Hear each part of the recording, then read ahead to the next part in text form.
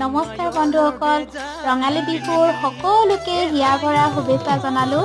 আজি গৰু বিহুৰ দিনাখন 100 এবিধ শাক খাব লাগে।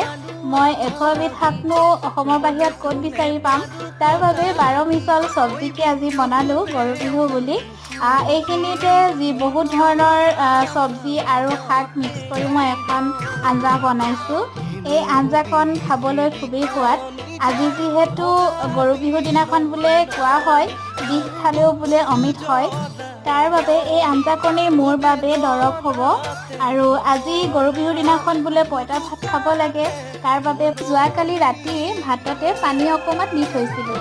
আৰু এয়া আজি যিহেতু আমাৰ ঘৰত একেবাৰে নিৰামিষ, তাৰ বাবে নিৰামিষ পঁইতা ভাত। আৰু আজি হাজবেণ্ডে মই কণী যুঁজালোঁ, ময়ে কণী যুঁজত জিকিলোঁ। আৰু বিহু বুলি অজান দেশত কিনো বনাম, 2টামান লাৰু পিঠাকে বনালোঁ। Thank you for ৱাটছিং।